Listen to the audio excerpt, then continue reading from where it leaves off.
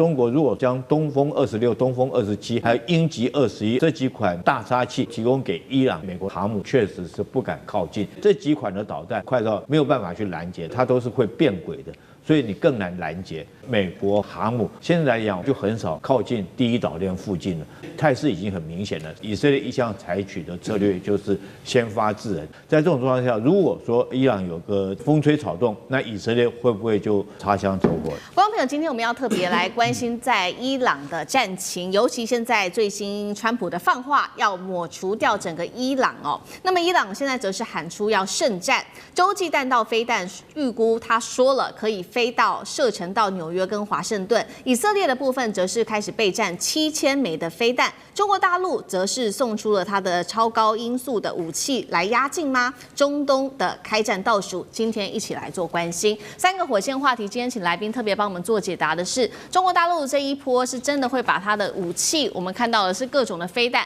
持續的搬進中東嗎？那如果真的搬進來的話，美國的林肯號即將到的林肯號還是王牌嗎？還是成為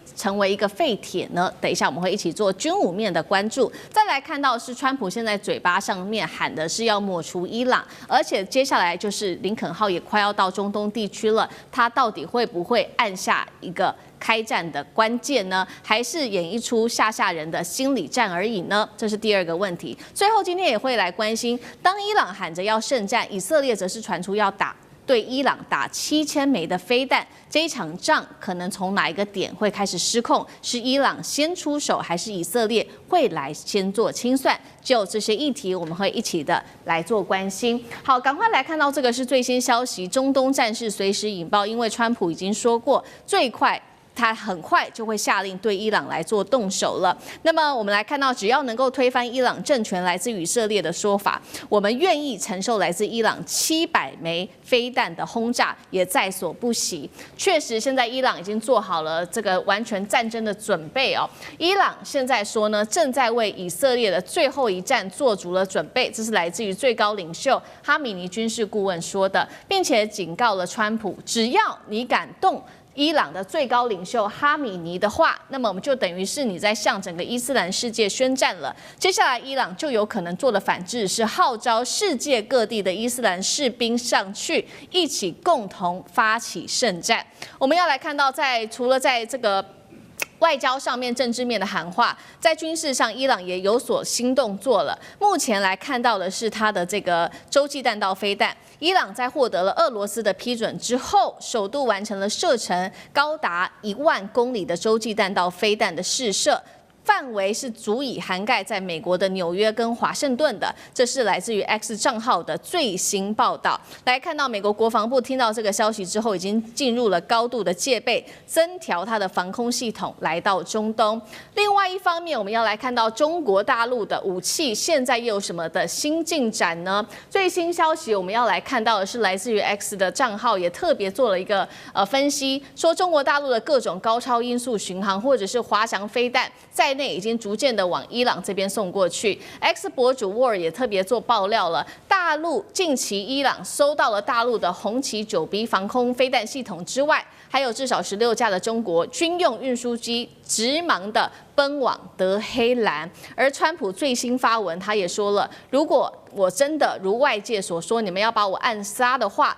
你的伊朗就会從地表被我們美國給完全的抹除掉。而美以確實在軍事上，剛剛講的是中國大陸的軍事準備，美以在軍事上也做了大幅度的一個戒備跟部署。來看到的是，美國做的是最新向中東加派了愛國者跟薩德的飛彈防禦系統之外，還有雷射導引反無人機系統也抵達了科威特的空軍基地。美軍的 F-15戰機預估會集結總數達到24架。另外就是林肯號，預估在這幾天就會正式的到達中東。以色列也喊話，可能會發射超過7000枚的飛彈，現在都已經對準了伊朗。節目一開始要特別請教將軍怎麼看？如果中國大陸真的出動，剛剛我們看到的這一系列的巡弋飛彈DF-26等等，還有它的紅旗 9B 的話，真的進到中東，那麼美軍的航母，尤其是林肯號，還敢不敢靠近？這些武器能夠把航母給擊退嗎？將軍怎麼看？我覺得以色列現在跟伊朗還有美國這3個國家哈，真的是如果說一不小心這個3個國家情勢有一個有誤判的話哈，極可能就擦槍走火。因為伊朗現在從上次的暴動事件到現在，我們可以說將它形容成一隻已經受了傷的野狼哈。這個受了傷的野狼其實是最危險的，因為它現在正在這個也是在驚慌失措當中。如果說稍微有一點刺激，它可能反撲的力量是會很大的，但是以色列這個國家歷來從幾次的中東這個以牙戰爭，我們就看出來，以色列一向採取的策略就是先發制人，他絕對不會等到這個埃及國家或者是說阿拉伯國家對他發動攻勢以後，他才採取防禦式的反擊，他通常都一定是先發制人，因为他的國土戰略縱深小，他可能承受不住第一擊。在這種狀況下，如果說伊朗有個有個風吹草動，那以色列會不會就採取以往的戰略先發制人？那對以伊朗來講的話，他現在也處於在這個受傷的狀況之下。那如果說美國這時候對他有任何刺激，他會不會給你來個魚死網破？就對以色列或者對美軍在中東基地的各個基地來實施發動攻擊哈。那當然這一波來講，我們從之前有聽說過中國將這個這個紅旗9這款導彈運送到伊朗，我覺得這可能性是有的哈，因為紅旗9屬於防禦性的武器，它屬於這個區域防空的一個導彈，射程概略是200公里。那伊朗可以將它護衛到它的德黑蘭或者是它核設施或者重要的軍事設施附近來做一個區域的一個防空。當然不可能達到全國都防空，可是對這幾個地方來講的話，它只要防護它自己本身領導階層，避免被斬首的可能性是有的。但是如果說哈，我認為中國如果說將東風26、東風27，還有鷹擊21這幾款的這種大殺器，如果說提供給伊朗來講的話，我覺得可能性是不高了哈。因為這個按照地緣戰略來看的話，中國目前也不太願意將這件事情做得太過頭，得罪美國哈。因為畢竟來講，美國是最大一個這個對中國來講還是很大一個強權的國家，他不願意不管在經貿或者是地緣上面跟美國結下這麼深的仇怨。那因為這幾種武器確實是大殺器，如果說搬到伊朗去對美國來講的話，它的航母我認為是確實是不敢靠近，因為我們從這個美國現在來講，我們看到它的航母大概就很少靠近第一島鏈附近了，這態勢已經很明顯了。甚至於在南海那邊，我們看到因為中國有東風這個26、鷹擊21等等這些導彈，這個美國的航母戰鬥群也大概都在這個南海的南邊哈，這個很少靠近北邊，因為他也擔心如果說是萬一一個擦槍走火，他會承受不住這些攻擊。這幾款的導彈有幾種特性，第一個它都是超高音速哈，所以它速度是快到你很沒有辦法去攔截的。第二個它都是會變軌的，所以你更難攔截。那你可以說這幾款導彈有沒有打給美國看過？我特別要講，還真的打過，而且還真的打中過靶船哈。在這個2022年的時候，它分別從中國的這種東南部會，大概是江西這個地方的導彈發射陣地，跟這個它的西北地方甘肅這邊哈，分別發射2枚不同款式的導彈。那在同一個時間不同時間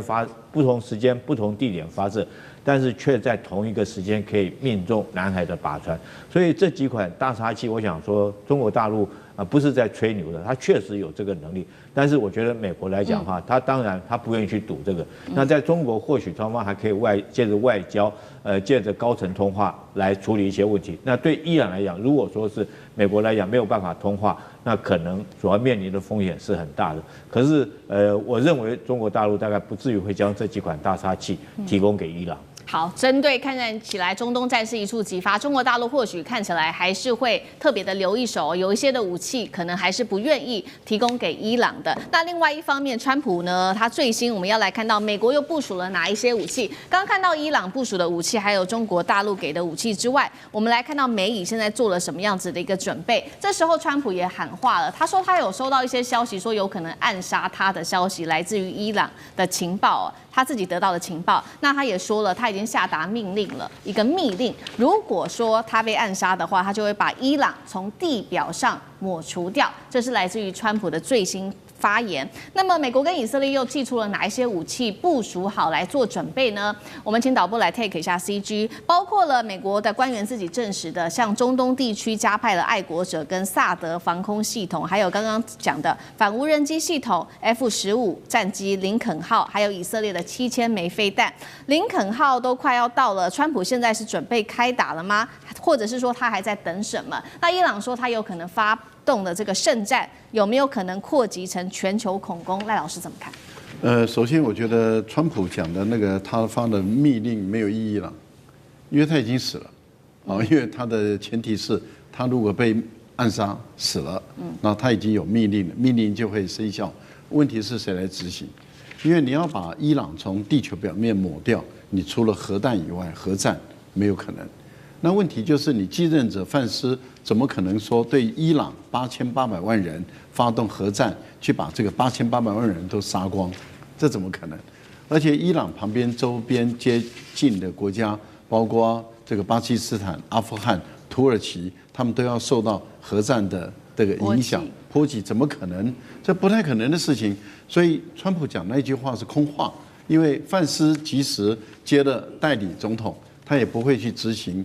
這個川普的這個密令，把這個伊朗從地球抹平。所以這個是講幼稚的話，很幼稚，3歲小孩講的話啊，沒有意義。而講的這句話就會不會就把伊朗嚇死了？也不會。但是你看美國現在的動作，把愛國者導彈、把薩德系統，它都是防空的防空系統裝上去，把這個雷射反導無人機的系統裝過去，這個都是屬於防衛性的。防衛什麼？當然就是要防衛美國在中東地區的軍事基地。美國在中東地區的軍事基地很多啊，不管是在卡達、在科威特，到處都有這些軍事基地。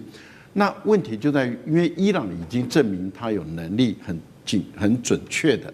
打擊到美國設在中東地區的軍事基地，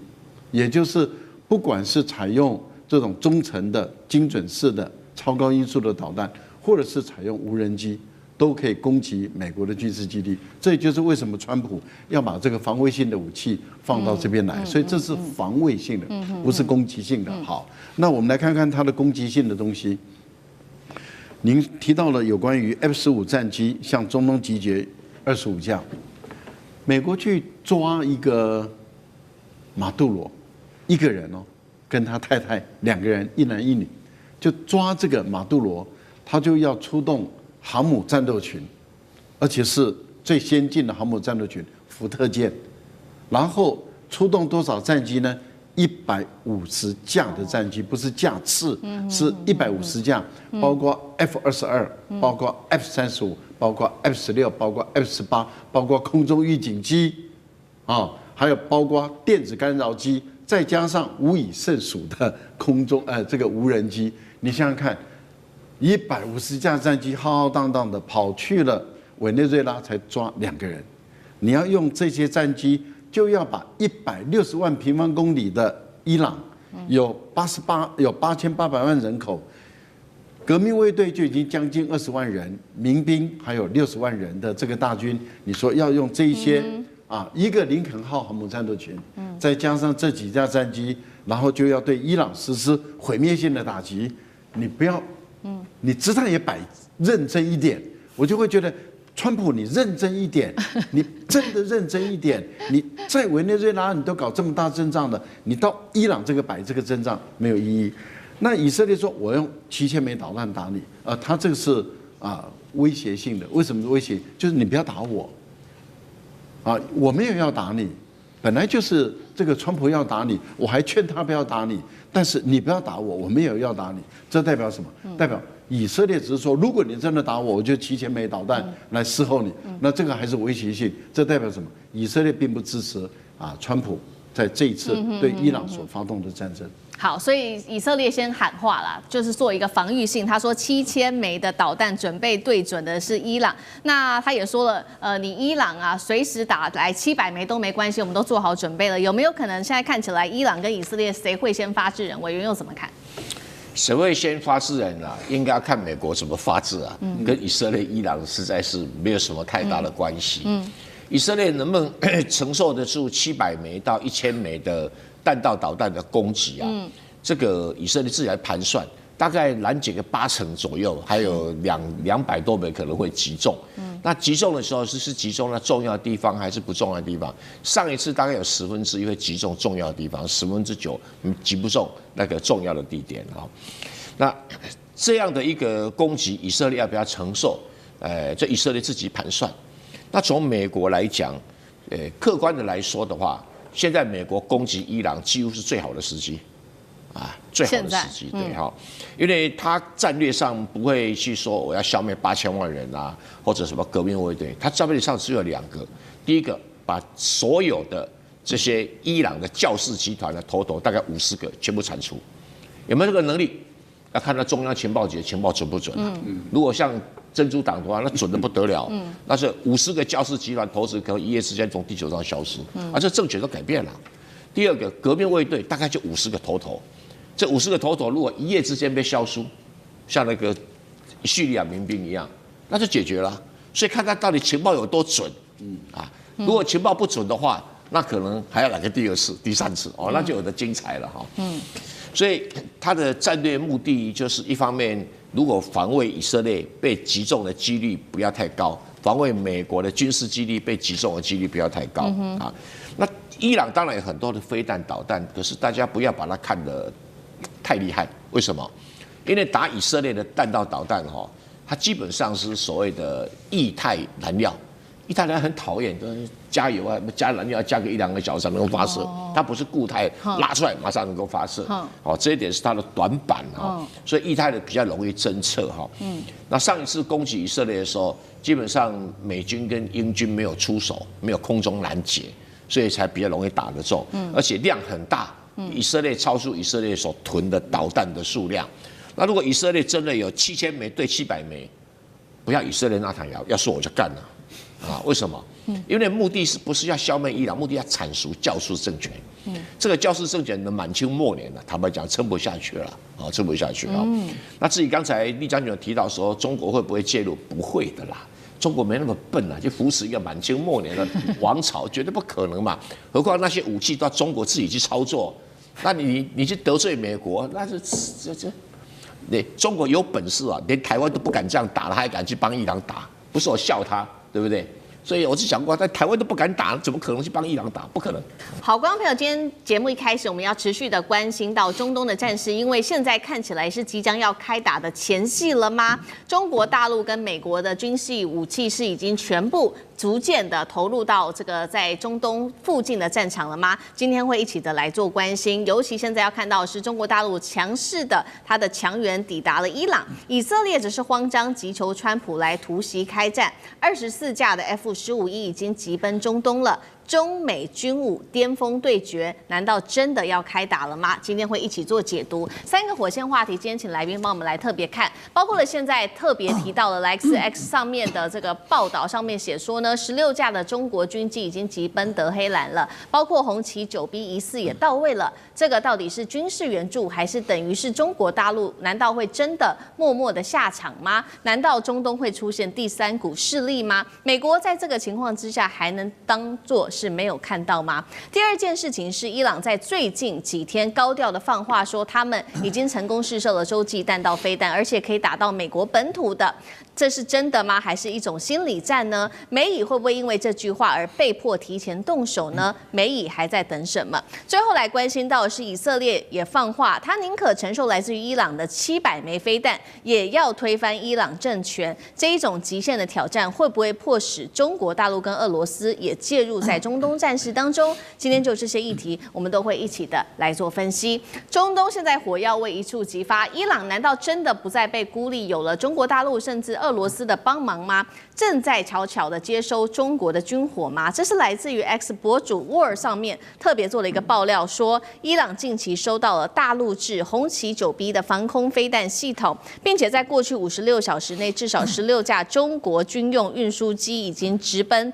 德黑蘭了。另外一方面，伊朗則是再次的對外宣告，成功試射了洲際彈道飛彈，射程甚至他說直指美國的本土。這樣子的一個測試，雖然還沒有獲得外界的一個證實，但已經讓國際社會非常的緊張了。而美以在另外一方面，則是全力的在加強部署。我們現在看到說，談了好久的這個林肯號，現在已經正式通過馬六甲海峽，幾天之內就會正式抵達中東海域了。外界預估說，一旦美國的航母正式到達，那麼就是開戰的倒數前夕了嗎？再來就是看到 F-15E 的戰機也逐漸到位了，從英國基地緊急空運至中東，數量預估會高達24架。再來看到的是4架的 C-17A 的戰略運輸機已經抵達了約旦的軍事基地，甚至是包括了我們看到 KC-130大力神已經落地在以色列了，疑似就是要運送軍備的支援，美國要來特別援助以色列。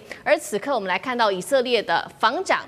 特別參謀長特別出來放話，他說已經為突襲戰爭做好準備了，只要能夠推翻伊朗的政權，我們以色列即便承受來自於伊朗的700枚導彈襲擊，我們都在所不惜。而伊朗的軍事專家預估，美國跟以色列正在接下來籌劃對伊朗發動的是混合戰爭。節目一開始要特別請教委員怎麼看了中國大陸的角色？難道真的會介入在這場戰爭當中嗎？是否將中東推向新冷戰？美國接下來會怎麼做？而伊朗宣示它的洲際彈道飛彈已經可以覆蓋住整個美國的本土了，這是戰略嚇阻還是一個心理戰？委員怎麼看？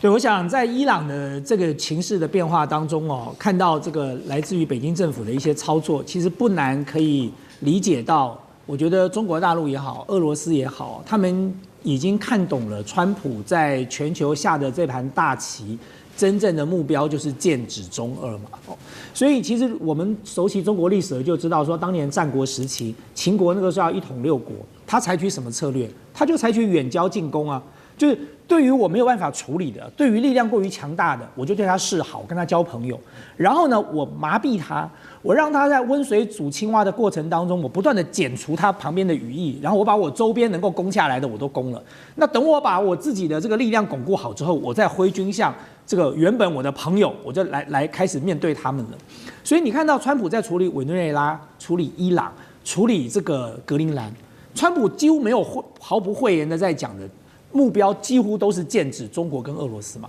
特別是像格陵蘭，他不斷的強調，他要拿下格陵蘭，就是因為中國大陸跟俄羅斯在這個北冰洋的航道已經部署了太多的這個裝備在那裡了，他們必須要遏制中俄哦。然後他拿下委內瑞拉的時候，他講了什麼？他說美國加上委內瑞拉的石油產量佔了全世界的55%了。大家想想哦，如果再讓他拿下伊朗的話，他所掌握的這個全球原油產量絕對超過70%。那在那個情況之下，你說中國大陸當然首當其衝受到衝擊啊。委內瑞拉的油大量都是輸往中國大陸，伊朗的亦復如此。那你更不要講說伊朗所處的地理位置，不管是空中航線或者是這個地面的這個地緣政治的位置，它其實都是站在非常重要的戰略樞紐。一旦伊朗失去了，中國大陸的中歐班列馬上就會受到衝擊。那麼所有的相關的航班，美國現在飛中東的機票為什麼這麼貴？就是因為美國的飛機不能夠飛越伊朗的這個上空，不能夠飛越伊朗的領空。但是如果這個情勢改變了呢，變成美國掌握了伊朗呢，那接下來對中俄來說，他們所失去的遠遠超過於委內瑞拉可以造成的影響。所以我覺得在這個過程當中，看到北京也好，或者是這個俄羅斯採取更大的動作，其實也並不令人意外了。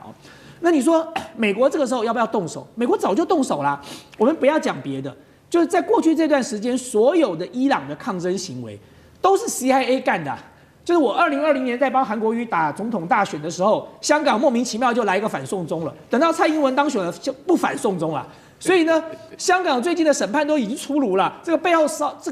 引發騷動的是誰？就是 CIA 啊，還有誰？所以今天美國跟摩薩德把他所有在伊朗潛伏的人馬，通通都投入了這場所謂的這個騷動裡。但是在這個騷動的過程當中，我覺得他們萬萬沒有想到，說這個騷動沒有推翻伊朗政府，因為這個騷動的群眾他們缺乏一個核心的精神領袖。但是大家要注意一件事哦，在過去這段時間，我們看到各種報道說伊朗斷網，可是呢，星鏈卻成功的突破了伊朗的斷網。各位。星鏈到了它上空，不是說你打開手機就可以連上星鏈的，星鏈在地面上要有接收站，要有發射器啊，那不是一台的問題，那是幾千台。那幾千台什麼時候運進去的？就如果今天沒有地面的這些接收跟發射器，就算星鏈的衛星全部集結在伊朗上空，打開手機什麼都收不到的。那這麼長時間的部署哦，你說不是 CIA 不是摩薩德，誰做得到？所以美國早就動手了，只是說他不敢打地面戰而已嘛。今天以色列雖然講狠話，他說我承受你700枚導彈也在所不惜，對，我打了你700枚，可是你還是沒有辦法入侵我的國土啊，因為你離我有距離，而且我國土這麼大，你要佔領我整個伊朗嗎？你要怎麼佔領？這現在也是美國的難題啊。他就算來了 F-15的這個戰鬥機，他就算運了再多的這個相關的裝備，他就算林肯號到了那裡，他還是要地面部隊，因為那是伊朗，那不是一個這麼簡單的國家。你美國打伊拉克，美國打土耳這個阿富汗，要不要地面部隊？要啊，他要大量的投入地面部队。所以對美國來講，我覺得他現在最大的两難就是，他究竟能不能夠在損失最小、付出最小的情況之下達成這個任務？那麼我認為美國在評估當中，所以這個時刻中國大陸採取更大的動作，我覺得是有助於牽制住美國，讓美國要重新思考。那你說至於說伊朗有沒有洲際彈道飛彈哦？我覺得也不無可能啦，因為其實對中國大陸跟俄羅斯來講，你要幫助伊朗最好的辦法就是讓他有洲際彈道飛彈，不管是你給他，或者是你幫助他研发，因為只要他有了。他跟美國就是要做保證相互毀滅，那麼美國就要想一想了，就我如果真的要發動戰爭，或者我讓以色列發動戰爭，我的國土会不會受到你洲際彈道飛彈的攻擊？這就是美國要考慮付出的代價了。好，這一場可能即將要引爆的戰爭，現在看起來也涉及到了中國大陸跟美國，還有俄羅斯等等各個國家的武器的一個對決。那剛剛委員幫我們提到了，現在美國在伊朗這邊還是缺乏地面部隊，不過現在眼前有包括林肯號逐漸要到位，然後再加上戰機等等，有了包括伊朗的方面，他現在拿到的是中國制的紅旗9B 等等，還有它的運輸機現在運一些武器，真的能夠有效的阻擋來自於美以的攻擊嗎？幹哥又怎麼看？好，我特別注意到，就是說，中國軍用機軍用的運輸機有16架緊急飛往德黑蘭。這句話我特別有興趣，為什麼？你知道，有16架軍用運輸機，我可以告訴各位，那叫做戰略運輸機，不是那種我們常常我們自己看到的那種，也4個螺旋桨這樣巴拉巴拉巴拉那個飛不到的。為什麼？它需要空中加油。所以從最簡单、最接近的基地，比如說從西安，或者是從那個國內就是說這個比如說湖北的基地，直接飛到德黑蘭的話，那一定要大型長程戰略運輸機，那就是運20，一次出動16架，很多。因為到目前為止，我所知道，中國大概目前有30架運20成軍，一次飛那麼多去。帶的是什麼東西？帶的就是紅旗9。大家可能對紅旗9聽過很多次，不太了解它。我可以告訴各位，紅旗9就是類似俄羅斯的 S400，本來是 S300，但它的提升，它的性能已經到了 S400了。有個國家在美國多少次警告的情況之下，他最後還是買了紅旗9。為什麼？因為他認為紅旗9真的好用，它叫做埃及。好不好？結果埃及用了以後，真的說很好用。然後還有另外一個國家，在去年的12日戰爭之中，就驗證給你看紅旗9B 到底它的性能如何。聽說他把俄羅斯的 S400的防空飛彈給擊落了，就是創造了人類歷史上第一次防空飛彈擊落防空飛彈。天下有這種奇怪的事情。也就是說，告訴你，我紅旗9B 的性能。它本來是仿 S300而來的，而達到跟 S400有相同的功能。結果我竟然可以攔截印度的、巴基斯坦的那個紅旗9B，攔截了印度的 S400系統。現在大家就可以想象到這是什麼樣的概念，就是說我現在已經青出於藍了。所以說，在那個戰爭之中，不僅僅是巴基斯坦的梟龍或者是歼10打下了印度的飆風戰機，連防空飛彈都已經勝於印度一籌，而印度的那個原來的系統是俄羅斯的系統，所以紅旗9B 不是只有這麼簡單而已。這樣你就比較了解到底它是什麼樣的系統。紅旗9B 現在是部署在中華神盾上面最重要的系統，也就是說海軍大家所聽過的055大狙或052D 中華神盾，他們主要的防空系統就是海紅旗9，跟陸上的紅旗9B 是同一個體系出來的，也就是現在中國的主力防空飛彈、區域防空飛彈，射高30公里，射程300公里，然後它可以應付飽和的電子干擾環境。在這種情況之下，這種飛彈用16架運20，趕快運到德黑蘭去，這個意義非常重大，就是我趕快援助你。為什麼？因為你原先用的 S300或是 S400俄羅斯系統，可能沒有辦法應付新的威脅。什麼叫做新的威脅？新的威脅叫做 F-15E。美國的 F-15E 是出了名的炸彈卡車。這個飛機一飛過去，身上帶24顆炸彈。它飛到德黑蘭去的話，它一丟，一架就丟24顆。這24顆可不是小炸彈，每一枚都是500磅的炸彈。一丟到德黑蘭的頭上的話，那你頭就痛了。如果這次派了24架去，2個中隊，這種炸彈卡車，它也不是自己就飛過去的，它也會面對很多德黑蘭的防空系統，它也有電子壓制的。所以這次他如果去的話，會不會被紅旗9B 打下來？這件事情就是我們特別現在接下來要關注的重點。不過我們可以理解到，不管是 F-15E 炸彈卡車，或是 F-35隱形戰機，都會被防空飛彈打下來。只是遠近以及多跟少而已。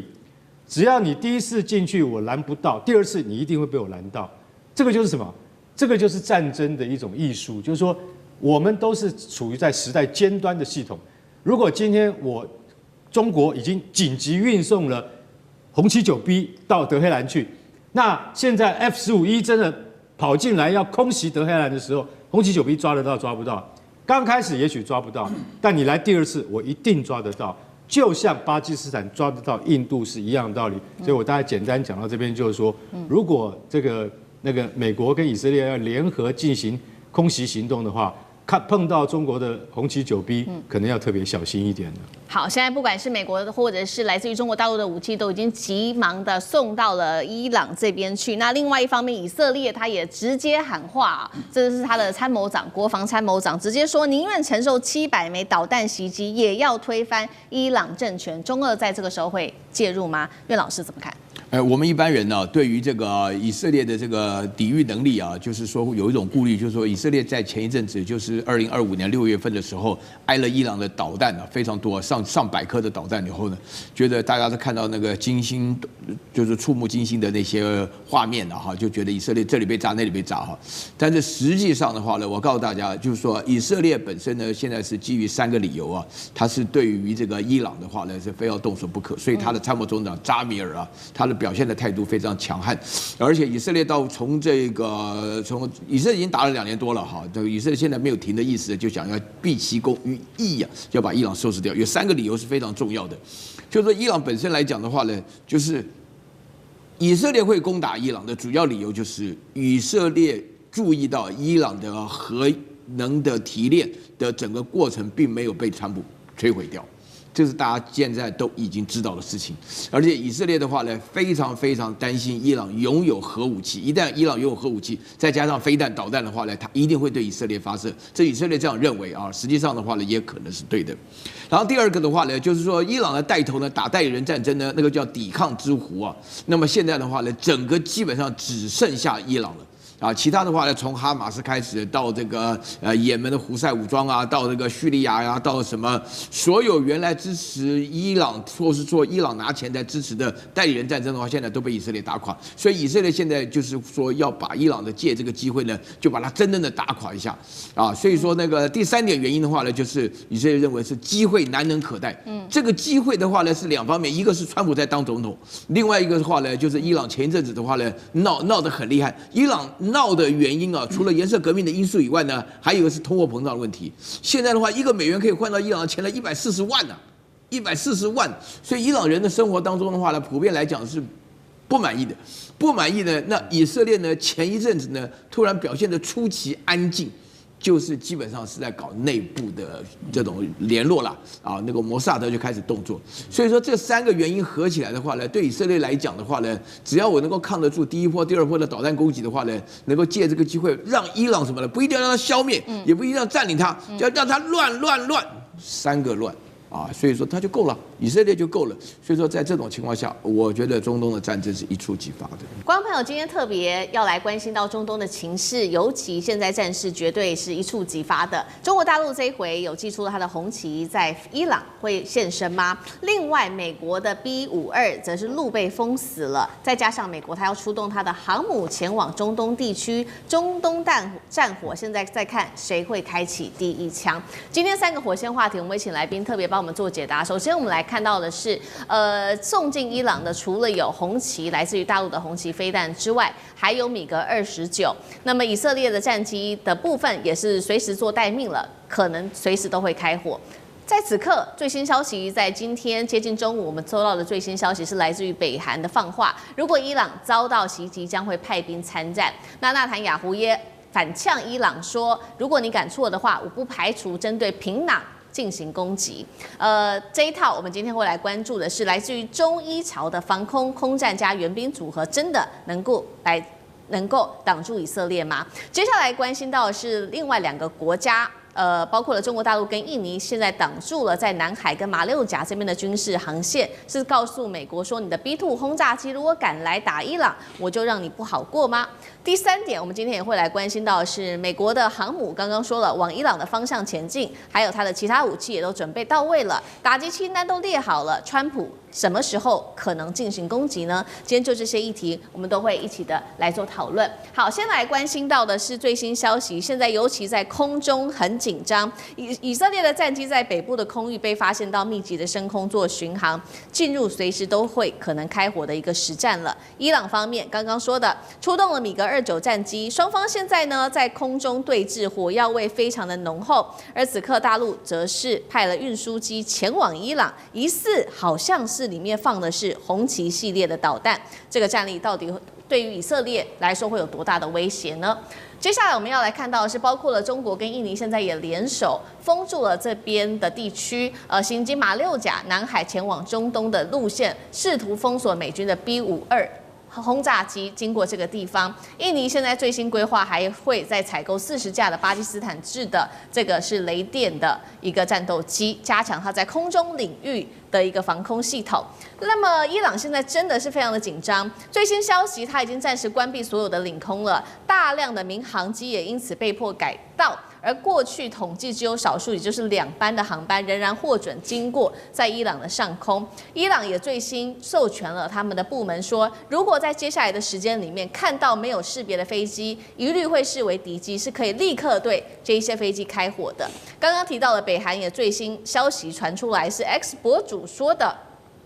金正恩已經警告美國了，停止打擊伊朗。如果說我發現伊朗遭到襲擊的話，我們北韓會派朝鮮人民軍來參戰。納坦雅胡當然很火大了，他也直接怒嗆金正恩：如果你真的北韓敢派兵，以色列也會派我們的空軍部隊針對平壤進行報復性的攻擊。而最新消息包括了中國大陸的外長跟伊朗的外長已經見面，並且已經通話了。那麼伊朗的外長是說呢，希望中國大陸能夠發揮更大的作用來做幫忙。王毅則是態度比較平穩，他只說希望各方能夠保持克制哦。那麼所以節目一開始要特別請教酈將軍怎麼看了剛剛講的伊朗的，不管是他收到的紅旗或者是米格29，真能擋住美國跟以色列的軍隊嗎？中國現在到底態度是什麼？紅旗飛彈都已經進入到伊朗了，這個態度上還是這麼的平穩，只是勸和而已嗎？還是在跟美國在中東地區已經攤牌了？我們今天也會關心到中國大陸跟印尼的角色，擋住了 B-52去中東的去路，是在跟美國做警告嗎？酈將軍怎麼看？第一個，我們先從國際關係來看的話，你知道伊朗是中國原油最大的輸出國，所以中國絕對不會坐視它的原油路線的生命線受到影響、受到干擾。你說其他以前中美之間，如果說是因為貿易戰啊，彼此之間在黃豆啊或者方面，或許中國還可以接受。但如果說動到原油來講的話，中國甚至於天然氣，我覺得中國絕對不會這個坐視不管的。所以我們看到這時候哈，中國也有這個實力。所以看到這個伊朗的外長已經跟這個王毅已經通了電話，等於說王毅也出口。他雖然講這些話，但是也是力挺伊朗的意思，態度擺得很明顯，甚至於放話出來，如果說你美軍想要用 B-5色轟炸機飛越過馬六甲海峽，那我在這邊也可以跟印尼來講做一個聯合的阻擊。那如果這局沒有控制好的話，如果萬一失控，就會變成一場世界大戰的可能性就即將爆發啊，這是第一個。第二個，如果從軍事的角度來看，我覺得美國並沒有做好戰爭的準備，那川普只是憑他一時之間一個腦門的一個熱。作戰絕對不是作戰沒錯，政治是指導軍事，可是你政治也必須要軍事的支持才能夠獲取戰場的勝利。如果說軍事的力量沒有辦法支持你政治上的決定，你這場仗只是亂講而已，川普只是亂講。那現在軍事最明顯的一個就是你作戰之前有沒有做好作戰準備哈？任何一場戰爭，這個你要發動戰爭之前，都是要用獅子搏兔的力量來完成所有作戰準備。我們看到美國對委內瑞拉那時候動用了這個一艘福特級的航空母艦“硫磺島號”2棲攻擊艦，還有數百，當天發動攻擊的時候有動用了数百架的戰機，包括到B-2轟炸機，包括到這個 F-22、F-35，還有很多的直升機甚至於上萬名的陸戰隊的士兵都在待命。那也不過就是一個捕捉一個這個委內瑞拉的總統。那其實在之前，美國對伊拉克戰爭的時候，波灣戰爭。那次的戰爭，美國從戰備集運開始，總共花了3個多月的時間在做戰備集運。當部隊運到齊以後，發動戰爭到結束戰爭，總共100個小時就結束戰爭。所以戰前的準備是非常重要。那我們再看這個俄烏戰爭裡面，俄羅斯剛開始，如果大家還有印象的話，大概也是從頭到尾開始有這個訊息到真的發動攻勢，可能中間也將近有半年的時間做所有作戰準備。那這是我們看到美國對於要發動伊朗的攻勢完全沒有任何的戰爭準備，甚至於到現在林肯號還遠在這個南海地區還沒有過去，甚至於說要1個月的時間才能過去。所以我認為美國並沒有真的要做好作戰準備。或許川普有這種念頭跟想法，可是軍事上面沒辦法支持他發動這場攻勢。第二個，我們講說南韓北韓這個，我覺得金正恩純粹就是在蹭熱度而已，真的這場在蹭熱度。第一個就是說。伊朗缺的不是陸軍部隊，北韓強的是陸軍，他可以去支援這個俄羅斯打庫斯克爾戰役，因為他要的是陸軍嘛。那其實伊朗來講，自己本身不缺陸軍那你北韓你強的就是陸軍，那伊朗缺的是空軍制空的能力，那你北韓並沒有這個能力，所以我覺得金正恩這是純粹就是在蹭熱度而已，他不需要你的陸軍來支援來幫忙，他們自己本身的革命衛隊其實戰力已經夠強了，那美軍來講也不太可能投入地面部隊。那第二個，我覺得納坦雅胡也是在打高空這為什麼呢？你想想看，你以色列空軍是很強沒錯，但你空軍再怎麼飛，你要有基地你才能夠飛進北韓去轟炸。如果你沒有基地，你怎麼進北韓？試想一下，如果說以色列的空軍真的借到日本的空軍基地願意借給他，然後這個先不講國際的這種博弈的關係如果說真的停在日本機場來講的話，那你想想看，北韓會不會對日本動手？北韓這個導彈，它導彈打不到你美國，打不到你以色列，但是它打日本是綽綽有餘。如果說你真的日本敢提供基地或甚至於南韓敢提供基地給以色列來講的話，我覺得這個北韓一定會動手嘛。所以我覺得納坦雅胡講這種話，說要派飛機去轟炸平壤，我覺得只是一個這種空話而已啦，這個根本不切實際。所以這兩個人這個不管納坦雅胡或覺得金正恩都是金正恩是完全是在蹭熱度而已，蹭這一波的熱度，表示他在國際之間博取一個話語權而已。那納坦雅胡講的只是空話，我不認為這些事情有可能會發生。倒是後續來講，我覺得這個目前伊朗來講，它暴動的局勢好像漸漸已經壓下去了。那現在來講，它領空也逐漸開放，可見呢，在中東這邊局勢慢慢已經開始緩和了。好，那如果我們就軍事面單講武器的話，也特別請教張將軍，有關於空中，因為現在中國大陸是說紅旗要送進去嘛，那伊朗還會再派米格29，能夠擋住美以的軍隊嗎？我認為要把這個紅旗9B把它送到伊朗去我認為還要挑戰，還有2個挑戰。第一個，訓練夠不夠？不是一過去，你這樣子人就會操作，就會使用整個系統，包含指揮、管制、共同作戰圖像，你有沒有建制？那這都要經過訓練。那你要送過去，最近要先過去，你能不能產生即戰力？那這是個問題哦，不是馬上就能夠上手的。那所以我來看這個紅旗9B，可能中國大陸給伊朗的應該是新型的，那個射程可以打400公里，就跟我們所講的，就跟俄羅斯提供給伊朗的。但是因為俄烏戰爭，所以現在俄羅斯沒有辦法提供給伊朗，那就變成中國大陸來取代用紅旗9B，不然俄羅斯提供到 S400就好了。那伊朗以前也有 S300啊，那 S300換裝到 S400，那是驾輕就熟，順水嘛。但是拿中國的紅旗9B就不一樣了，另外一種系統，你還包括語言的隔閡、人員的訓練，這方面都是問題。還有第二個，電戰，我們知道以色列也好，或者是美國要對伊朗動武的話，先電磁制壓。那你在這個高複雜電磁環境下的這種電磁制壓，伊朗有多少的武器，還有能夠發揮它的性能，發揮它的反擊的力道，那又成問題了。所以這兩個，我認為就被伊朗就卡關了。訓練跟制電職權，如果是掌握在以色列跟美國手上，那它能夠發揮多少的威力？而且又是訓練個半生不熟。對，那你这換句話說，所能夠產生的防空攔截，我們叫防攔的效果就相對有限。那現在中國大陸聯手印尼來卡這個 B52戰略轟炸機。B52戰略轟炸機如果不空中加油，它可以飛將近16000公里，作戰半徑是7000公里，是這樣。但是今天好，它是二手到馬六甲，不要走馬六甲海峽，它從南印尼航路，就是我們講赤道以南，就被南半球了，貼到印尼的南邊飛過去，飛到我們也不要進入這個阿達曼海峽，那直接從印尼南邊進入印度洋。有沒有這種可能？有，在印尼跟澳洲中間，那只是繞一個大圈圈而已。這是第一個就解決了。然後為什麼呢？因為 B52可以空中加油，只要有 KC-135在旁邊陪到了，那空中加油就好啦。它就可以长边一直直接飛行，而且它的正副駕駛後面還有一個備用駕駛，可以彼此互換啊，所以人員不是問題。那個空中加油讓航程也不是問題，這是美國可以克服的手段。美國第二個克服手段呢，它在這個中印度洋有個迪亞哥加西亞，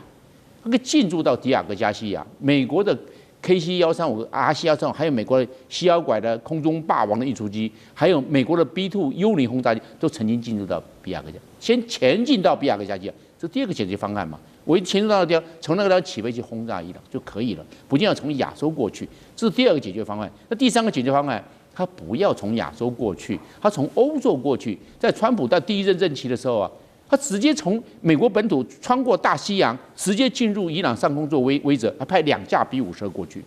做一個戰略威懾對伊朗。他從歐洲就過來了嘛。以前美國去轟炸利比亞是這樣渠道，從大西洋過來 B52。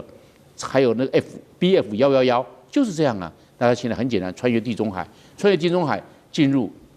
我們知道從南邊從敘利亞那段進入到伊朗了，所以它的 B52可以有3個航線，而且我們只講 B52，還沒有講 B1，還沒有講 B2A，但還有2個可以用的，我們只講 B52，所以美國的籌碼還蠻多就有彈性，它可以來運用，就算 B52不能用 B1B 跟 B2A。它可以彈性來交叉對伊朗的戰略施壓，或者是戰略轟炸。它不是凌空的地毯式的轟炸，它是遠距一個空對地的巡弋飛彈去炸伊朗的重要的軍事設施或者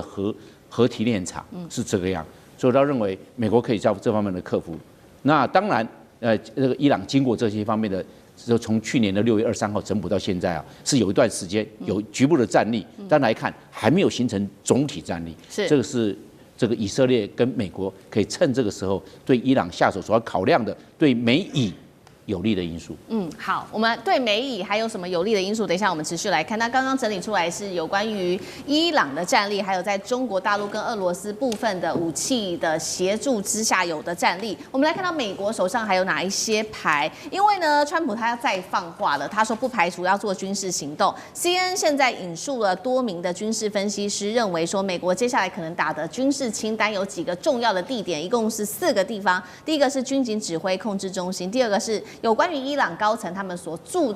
的地方，最後是關鍵盈利企業跟波斯灣石油跟能源設施。那現在美國在戰備上有什麼樣的準備？我們首先剛剛提到的有關於林肯號航母的打擊群，現在說呢已經緊急調往中東了，有沒有可能1周內完成部署？現在是知情人士在做討論的。再來就是戰斧巡弋飛彈有可能精準打擊伊斯蘭革命衛隊的基地跟它的指揮中心嗎？第3個是它的空對地的遠距攻擊飛彈，可以放在 F-15、F-16啊等等的戰機，或者是超級大黃蜂上面來做發射。最新來自於華盛頓核心圈的情資也顯示，川普已經準備好，他說對伊朗按下按鈕，這個按鈕是軍事按鈕還是在金融上面制裁的按鈕還不知道。美國什麼時候動手，還在等什麼？楊老師怎麼看？首先，我認為美國不希望打全面性戰爭。也不會打地面戰爭，就不希望另外一個伊拉克戰爭再出現，或者另外一個美國打的俄烏戰爭、美伊戰爭，那會變成一個消耗的無底洞。而且伊朗的混亂不只是會造成伊朗內部的混亂，整個中東地區甚至全球都會有一些恐怖主義或者是難民，會變成全球的這個災難。那以現在伊朗的情勢而言，其實我覺得是在控制中。尤其伊朗政府也暫緩處決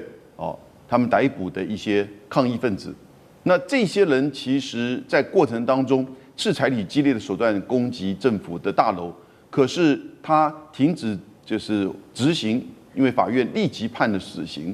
也是一個訊息，停止執行。那我覺得美國這邊川普也是第一時間回應，那我們就暫停軍事手段，但隨時保持它的彈性。可是你看到剛才世銘所談到的，也就是林肯號在南海2個禮拜了，它現在正在開往就是波斯灣，預計最快也要5天以上的這個時間。可是林肯號到這邊又表示如何呢？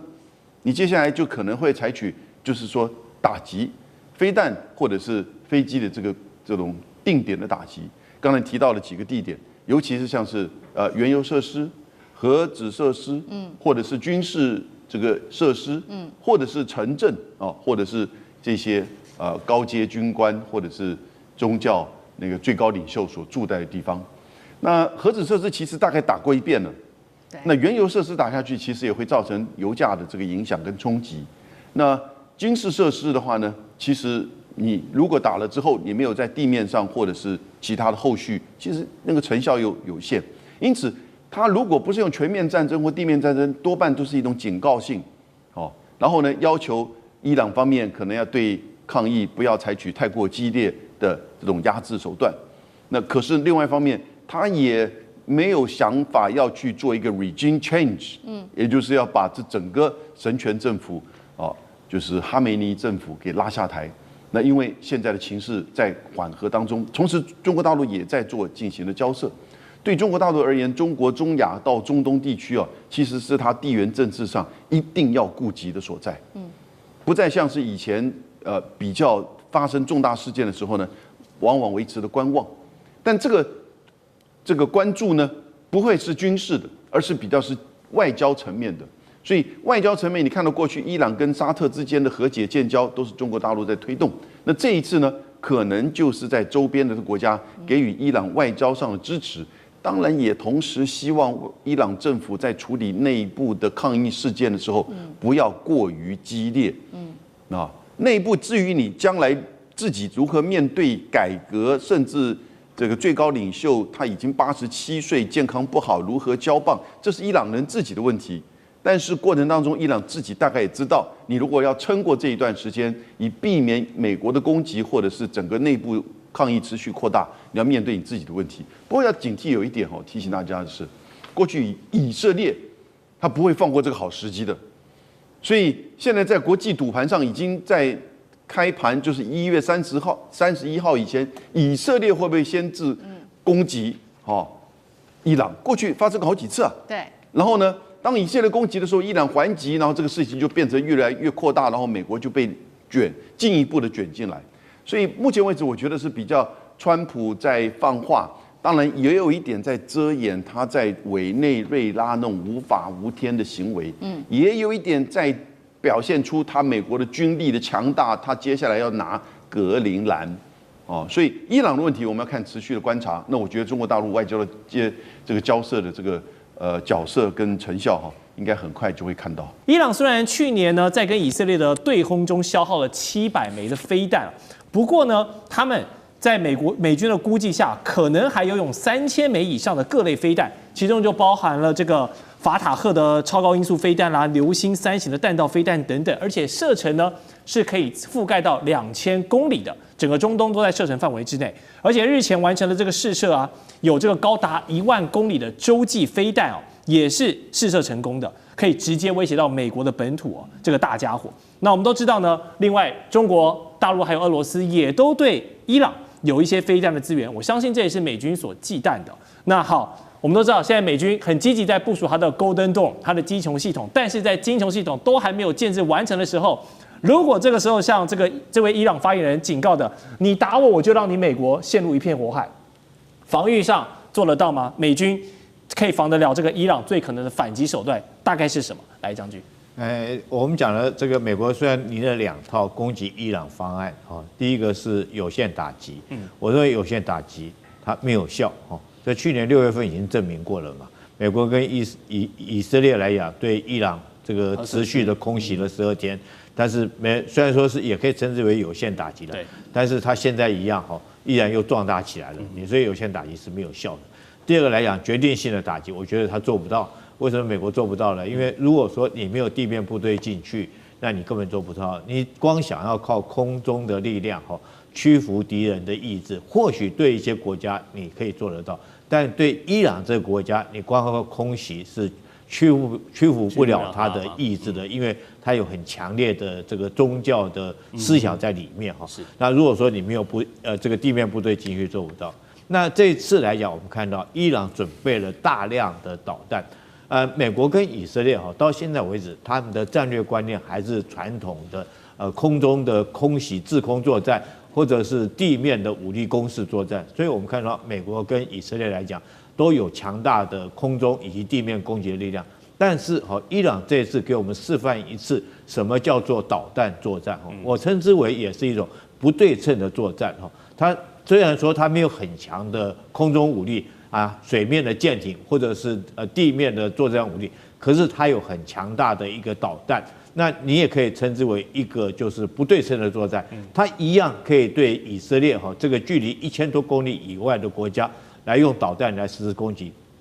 去年6月份它已經證明了，它確實是你的攔截力到後續。去年6月份之後，這個以色列對於伊朗的彈道導彈的攔截，那個感覺上面，它的攔截率已經降低了。那以色列自己有好幾個重要的設施都被擊中目標。那美國來講的話，現在它在中東地區有很多的重要軍事基地，包括卡達爾的這個烏代爾空軍基地，包括在巴林的第5艦隊，這些都是在伊朗的導彈射擊範圍之內。那如果說美國自己也知道擔心了，他現在開始將這些基地人員做一些撤離，可是這個你能夠撤離跑得了，廟跑不了，這個和尚可以跑得了，但是廟你跑不了。如果說伊朗一旦對你這個基地設施實施打擊，那你一樣會遭受很重的損失。尤其是這次伊朗他號稱他有一款的新型的導彈，洲際導彈。射程可以到達10000公里，我們不論他是不是吹牛，但是如果說他已經講出來的話，那確實可以對美國實施攻擊。當然不至於對美國全國造成一片火海，可是他只要找到以美國這種，他只要老百姓他的幾個主要城市遭受到1枚的導彈攻擊到，我覺得對美國全國的政局來講就會產生很大的影響。更遑論這次如果說伊朗已經準備了將近3000枚的各型導彈，我覺得這個不是吹牛，可行性是很高。因為去年6月份之後，我們就聽到伊朗大量的進口硝酸銨這一類的這個導彈發射的原料進口，然後中間有一次還發生過爆炸。那可見呢，它在大量的存儲以及製造這些彈藥。但最後我們要知道，伊朗這個國家它最大的武力是什麼？是革命衛隊，它不是國防軍。國防軍武力不強，但是革命衛隊是真的是有戰力的一支部隊，而且是有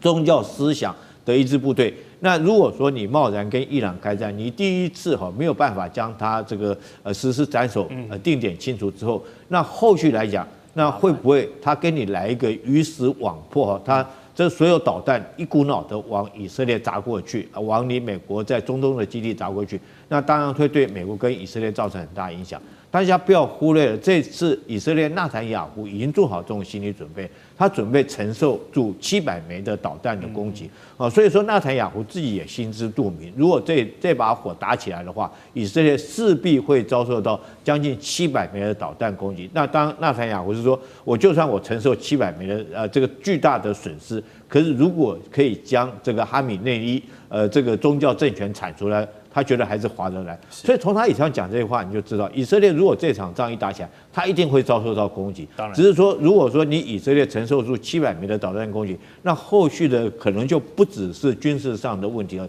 而是國內的政治局勢。以色列老百姓可不可以接受？還有美國，還有國際的戰略觀點、地緣政治上，如果說這個當這種導彈確實發揮它這個所謂不對稱戰爭的這種效果之後，那對於全球的後續以後的戰略想法會不會改變？哈，對於整個地緣戰略會不會有重大的改變？這才是覺得更加以深思的。但是我講一個結論，我認為美國不敢貿然的動手。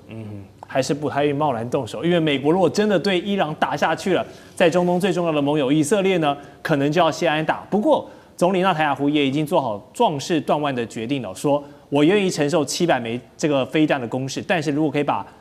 這個哈米尼的政權鏟除掉，他認為是值得的。可見中東局勢現在已經很接近一觸即發的狀態了。不過開戰前呢，川普也再次強調，他將對跟伊朗有往來的一些國家加徵25%的關稅，並且是很快就要生效了。可見啊，美軍要飛彈跟這個經濟武器啊一同來發難。那當中受到影響最大的，當然就是中國大陸還有俄羅斯嘛。而如果美國真的等手讓哈米尼政權垮台，勢必會扶植一位親美的領袖上去做這個政權的交替。那麼長久以來對中俄兩國在中東的布局會有什麼非常重挫的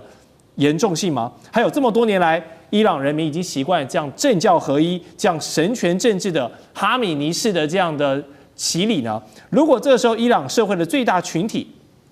換老闆了，換了一位親美的領袖，在這個情感上能夠接受嗎？楊老師，伊朗不是委內瑞拉，格陵蘭、黎巴嫩，伊朗也不是伊拉克。美國要在那個時候打伊拉克戰爭，都是出動地面部隊。那當然，現在如果要打伊朗，真的能夠一下子取得全面勝利嗎？佔領伊朗嗎？還是說只不過是重點的飛彈的打擊，然後呢，加速伊朗政府內部的這種混亂，以及它可能走向動盪？所以幾個選項都會對美國跟對伊朗跟對整個中東都不同的影響跟衝擊。那當然也會對中國跟俄羅斯會有不同的影響。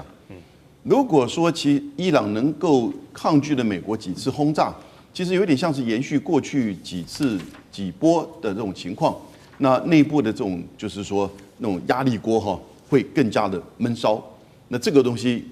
等待下一次什麼時候呢？會怎麼樣的爆發？不知道。但如果說美國決定真的是要去政權更替，對，那就必須要除了飛彈之外，甚至可能有一些地面部隊，或者是說呢進一步进去滲透，然後支持反對的力量。对，可是反对的力量現在看不到有武裝的力量，武裝主要還是在革命衛隊跟他的民兵組織。那有沒有可能他們轉變？這是我覺得美國在這幾十年來大概都思考過，但沒有成效。也不要忘記，伊朗還是有很龐大的神權支持者，畢竟這個什葉派的支持者還是很強勁的。是的，所以就算是我們做美國最理想的打算，他在短期之間可以去更替政權啊，不一定他自己美軍進去更替，而是裡面的內部的政府動亂而出現新的這個政權，他會不會出現一個親美的政府呢？我個人覺得，願意跟美國交往、願意跟美國和解的這個政府，其實這個聲音一直都存在。現在的伊朗的總統，他其實某種程度也是比較溫和派，但是他沒有實權，對，因為最高領袖掌控一切。所以如果說這個現在不要講變動太大的話，現在的伊朗總統如果真的掌實權，他可能願意和解，但他不一定會親美，因為他也知道整個伊朗人民的組成，以及伊朗在這裡的地緣利益，還有呢，過去和俄羅斯和中國大陸的關係，其實都是他很重要的一個環節。因此，他完全的親美，你事實上可能造成地緣政治很大的變動。那當然跟過去俄羅斯的戰略跟軍事關係，跟中國大陸的能源、軍事還有外交關係，可能都會隨之改變。所以這種變動可能大概不一定是一個新的伊朗政府出現。那我覺得願意和解、願意交往，也是美國願意的。那當然，這樣子的一個和解交往的伊朗的新政府對以色列也是相對安全的。但前提是如何能夠出現這樣子的一個政府，這是現在美國在思考的。好，這個謝謝楊老師的分析哦。地緣政治、美中之爭、戰略價值、強權崛起、小國生存，現在與未來洞悉事件走向，掌握世界脈動。